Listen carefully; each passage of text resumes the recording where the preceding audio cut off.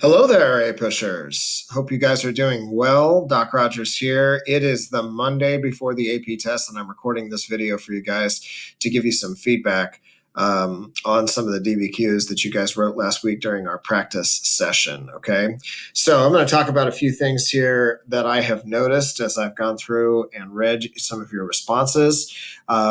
And really encourage you to take a look at this DBQ worksheet here. Okay, let me clarify a couple of things with regards to this worksheet. One, are you going to probably have time to fill this out as you are doing this? Probably not. Okay, all right, but this is walking you through some of the different steps that you're going to need to have in place as you are putting together your response to this DBQ. Okay, you want to first analyze the prompt, and watch with me as I go through this here real fast. One, you're going to want to analyze the prompt, make sure you know exactly what's being asked of you, categories, time period, and then you're going to do some document work, preliminary work here as you guys are looking through this. Okay, document 1, 2, 3, 4, 5. What's the main idea? What is it arguing? Okay, and some of you have balked at this, like, why would I talk about outside evidence that goes along with that? What does this remind me of?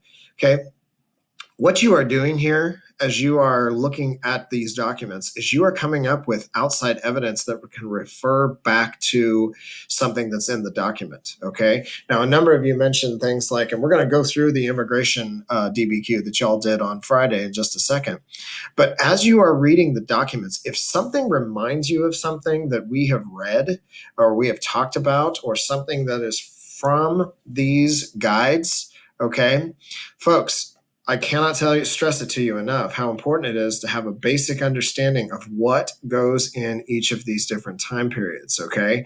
So you can see all of these different things that include some really, really good information as to what we're talking about here. So, this nice thing about this little one-pager here is that it has all the dates for you on it, okay? And I posted this on Google Classroom for you guys, okay?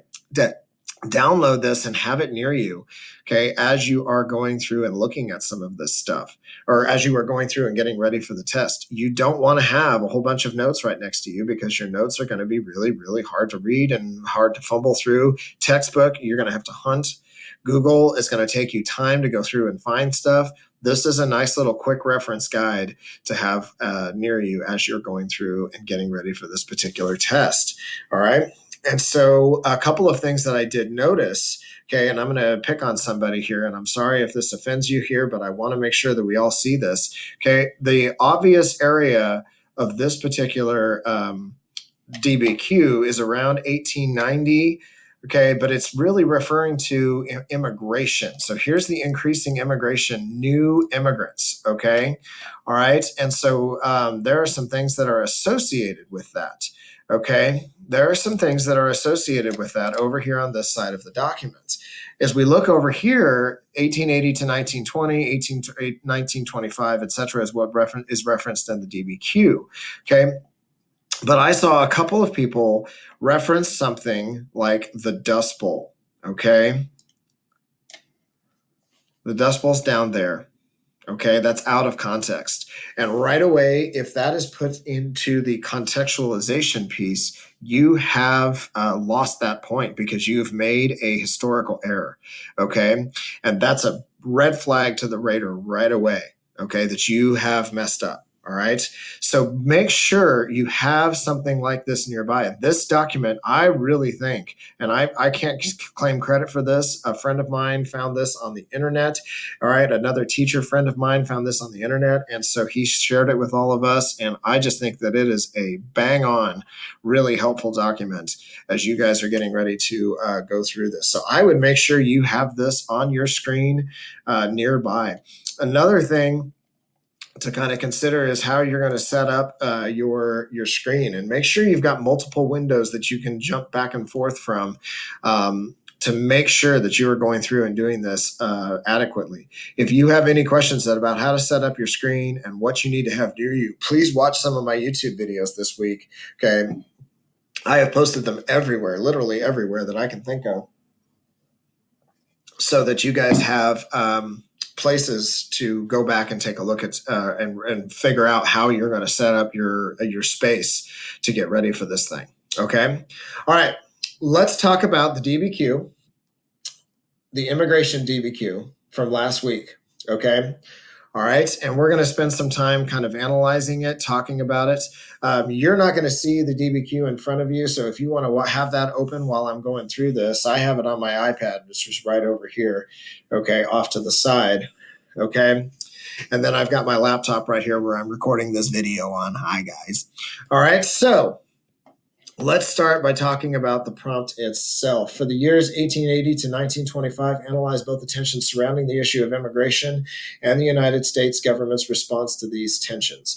Okay, so right away, it's an analysis question. We're being asked to look at analyzing the tensions and analyzing the government's response to these tensions. Okay, so this is going to have a lot of different historical thinking skills that are going to be put into place. We're not going to be doing a lot of comparing and contrasting here. There is going to be, because look at this time period, this is 1880 to 1925. There's going to be some change over time. Okay, and there is also going to be a lot of causation.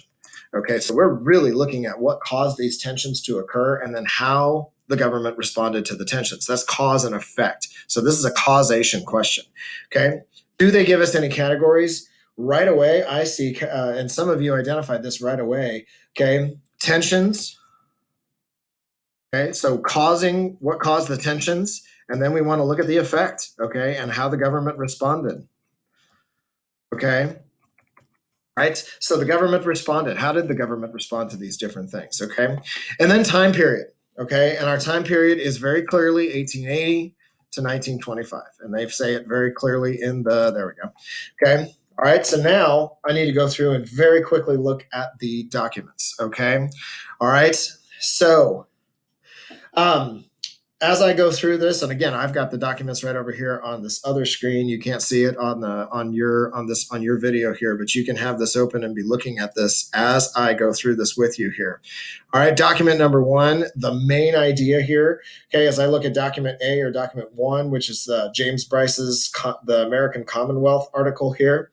All right, immigration is transitory. Italians and Slovaks, etc. I see a lot of racial issues here.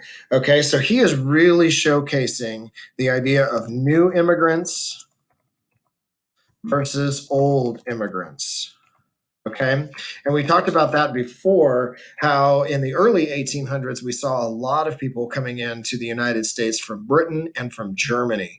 All right, and that was okay for the most part, not the Irish, that's different, okay, because they were Protestant, okay, they were Protestant Christians, and so they had an easier time adapting and coming into American society versus these new immigrants, and similar to the Irish as well, who were Catholic, had a lot of cultural differences between the two, all right.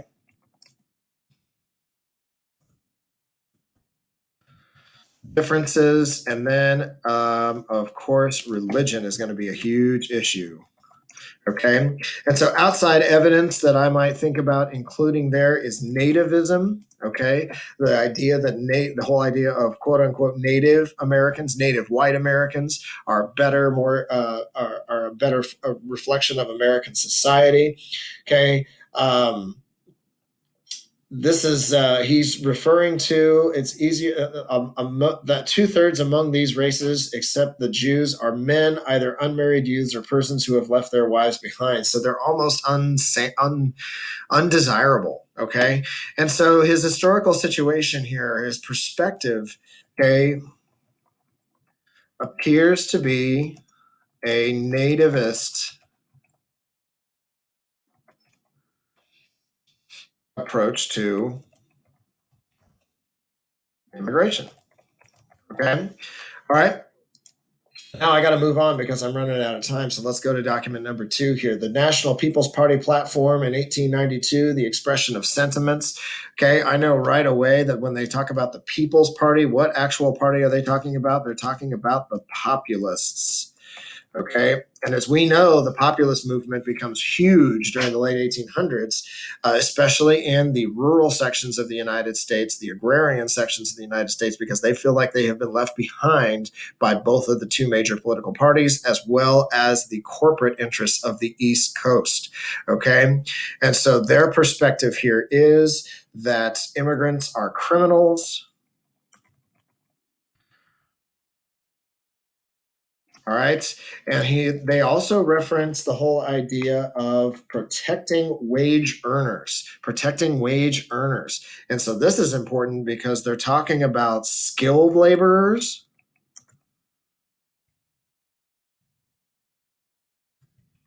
versus unskilled laborers. Okay. And as we remember this is all things that are popping into my head here. Skilled versus unskilled. Okay. Skilled laborers were trained and were therefore a little bit more demanded higher wages because they had gone through with apprenticeships and things like that and had been trained. Unskilled laborers were just people who walked in off the street and were not trained to do a job. So which one was cheaper? Unskilled. Immigrants tended to be unskilled laborers. Okay. All right. So there's something right there. We have to protect our wage earners. Okay. And protect skilled laborers. And as we talk about this right away, I remember that what's happening in 1892, the populists are trying to challenge the major political parties. They're trying to expand their base. They're an agrarian party. They're in the rural sections of the country for the most part.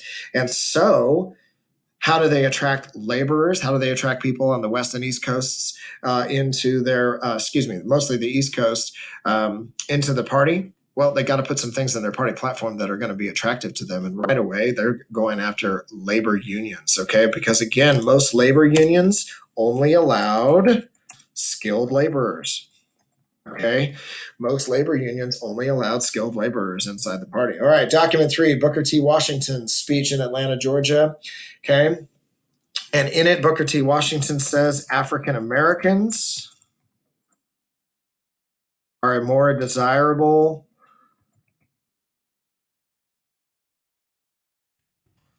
workers than immigrants. Right. He wants African Americans to become part of the labor movement in the United States. Okay. There were lots of labor unions, did not allow African Americans into their movement. Okay. Some did, but some did not. All right. And again, Booker T. Washington is all about economic power, that African Americans have to prove that they are valuable members of society in order for them to be treated as equals. And so, thus, ipso facto, this is how we do it. Business leaders hire African Americans. They're already here. Why are we going after these immigrants? Okay. The African Americans don't have any better skills, etc., but they're more loyal. They're Americans. They speak English. All that stuff he's kind of referring to here throughout the course of this speech. Okay, and so his perspective is that African Americans, and so his purpose here is to try to get in business positions or hired. There we go. Okay. All right. All right, so document 4, let's go down here to the report to the Commissioner General of Immigration. Okay, in order that the best results might follow from an enforcement of regulations, and understanding was reached with Japan that the existing policy of discouraging immigration of its subjects to the laboring classes of the continental United States shall continue, and by cooperation with the governments be made effective as possible. So they are trying to discourage Japanese Americans from immigrating. Japanese, let's just say Japanese, from immigrating. Okay. All right, which is interesting. And this also reminds me of the Chinese Exclusion Act. And this is going to be, of course, on the West Coast. Okay. All right. So that's a big deal there. All right. Okay. And we don't really need to worry about the HAPP here because we've already got 3 that we feel like we've got pretty well taken care of. So let's go down to the last document, which is, of course, the cartoon, the only way to handle it. Okay. And that is, of course, in 1921. And this is, again, the restrictions. Okay. So they are restricting immigration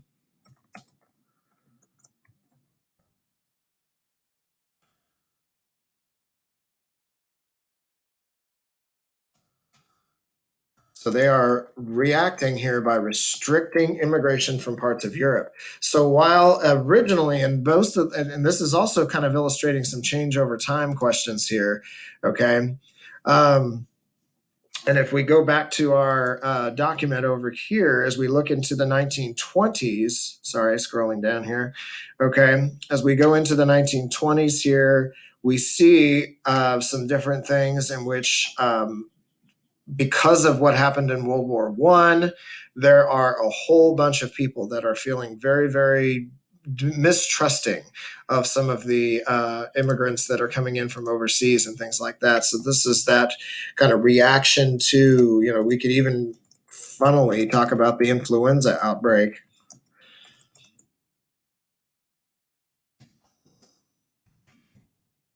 And then, of course, WW1.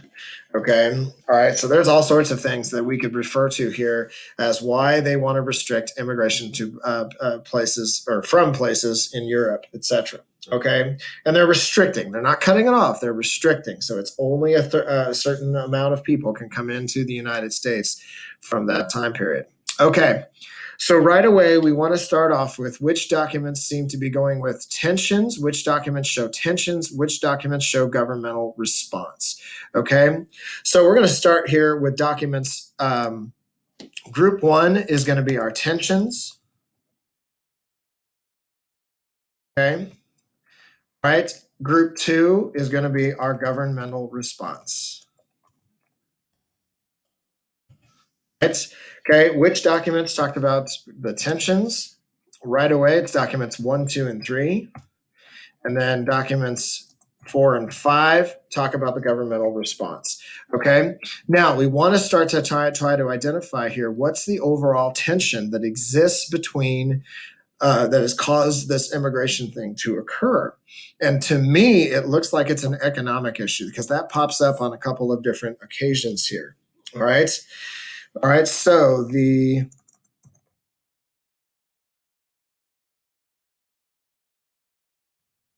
between immigrants and we'll call them Native Americans.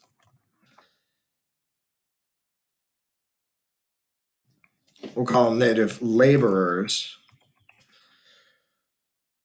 merged because of competition for jobs. Okay. This is why the two sides really started to face off against each other. They're competing for jobs. Okay. All right. So the competition for jobs is making it much more difficult for people during this time period to continue their work. All right. So topic sentence now for the governmental response. And this is really showing a change over time. Initially, the government is not doing much to restrict this because we can see over here as we look at all of this part and the early parts that they wouldn't be making these statements if the government were doing something to stop immigrants from coming in and competing with Americans for jobs. Well, so and during the early parts of this time period, the government is not reacting. They're not doing much because of the fact that it is they're cheaper labor, and so business leaders, all right, because business leaders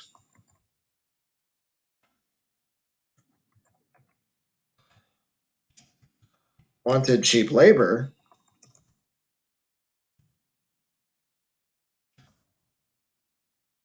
cheaper labor, the government initially does very little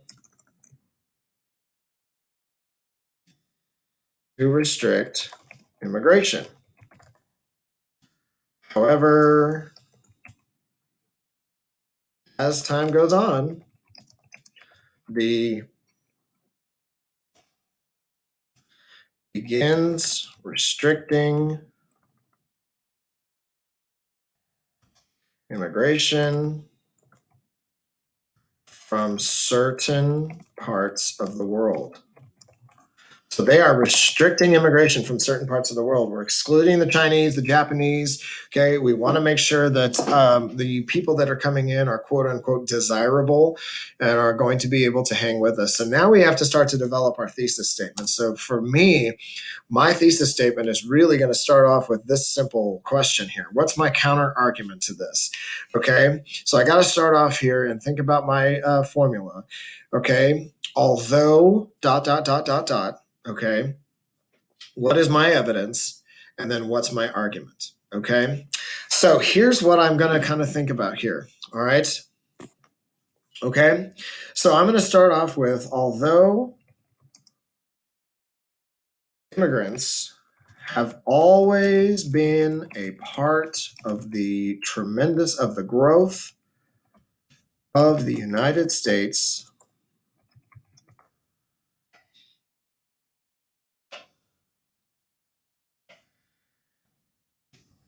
in the Gilded Age. I'm now going to think about what are my specific pieces of evidence? What has caused this tension to occur? Competition over jobs, and let's say, what is the other thing? Nativist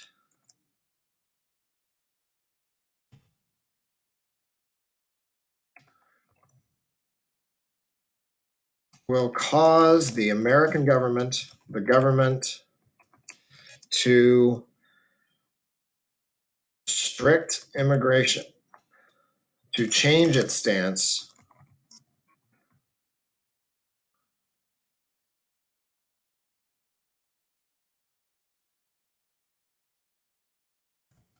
by 1925. Okay, will change its stance on immigration by restricting it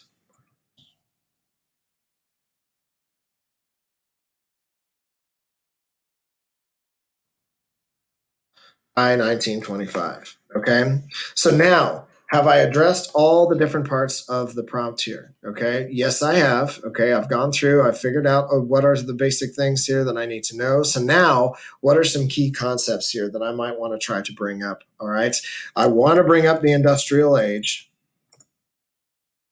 The industrial age and the gilded age. Okay, so the industrial growth in that time period, meaning we've got jobs, we've got all these workers. The high demand for workers is out there, but plus there is the rise of organized labor.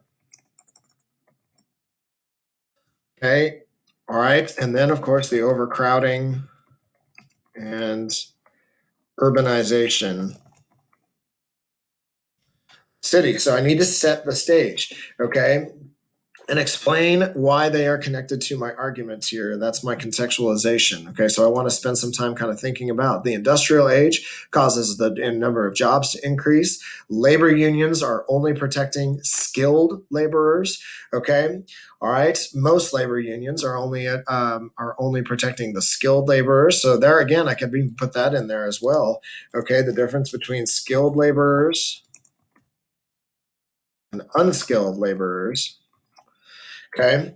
All right. And then the overcrowding and urbanization of the cities. Okay. And those are going to connect to the arguments. And that's the whole belief there. So now I've got to also decide, I'm going to come back up here and I'm going to look at what are some of the things that I put in here to articulate this. And so I want to what are some of my, what's my evidence beyond the documents here? And I want to start off with some nativist ideas, nativism, which isn't created during this time period, but it reemerges during this period, to be sure. As immigration increases, so do the responses of all of those individuals. Okay, and then maybe I include the Chinese Exclusion Act because that's a really good one to put in there as an example.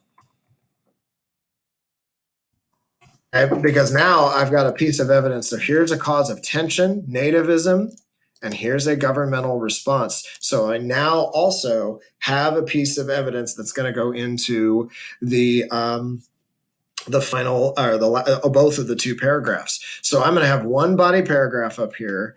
Okay, this is going to be body paragraph number 1. This is going to be body paragraph number 2. Okay, and there are my two pieces of evidence. I've got documents associated with each of the two pieces. Okay, so my first thing that I have to go out and prove, all right, is that the tension was caused by competition over jobs and nativist sentiments. All right. Then I'm going to go out and prove that the government began to restrict immigration from certain parts of the world by 1925. So those are the two things that I'm going to argue in my two body paragraphs. And that's because my thesis is strong enough here and specific enough that I have an idea of what I'm doing. What I'm noticing with a lot of your thesis statements here, folks, is you are being very, very general, and thus the rest of your paper is very aimless. Okay, I'm not seeing what you're trying to argue. You're using the documents. You're not wrong in how you're interpreting the documents, but we have got to work on making sure our thesis statement is specific enough so there are specific pieces of history that you are arguing here. Okay, so my specific example here is tension was caused by competition over jobs and nativist sentiments, racism, etc. Okay, all right. And that is what's going to cause the government, because of that tension. So that tension that exists in the United States is going to cause the government to begin to change its stance. It starts by being very loosey-goosey with immigration. Come on in, everybody come on in. Give me your tired, you're poor, you're, etc. Okay, but by the 1920s, because of World War I, because of the influenza outbreak, because of all that stuff, okay, and because of all this tension leading up to this period, okay, Americans have had it. They have decided that they want to restrict immigration during this period. And then this is where it gets fun, because if you really want to try to earn the complexity points with this topic in particular, does this sound familiar at all? Think about it. Okay, seriously, folks. All right. So that's how I would have set up this particular DBQ. Again, there are lots of ways to do it, but again, this is so much faster if you really consider how you are doing this, okay? If you've got some questions, see me during one of our chat sessions, okay? Drop me some comments in the area below and I'll get back with you as soon as I can. Hope you all are doing well. Remember, we have one more practice session this coming tomorrow at 2 o'clock. We're going to do another practice session. So watch out. It's going to be great. It's going to be fun. Okay, test is coming up on Friday. We're in the final stretches. See you soon, folks.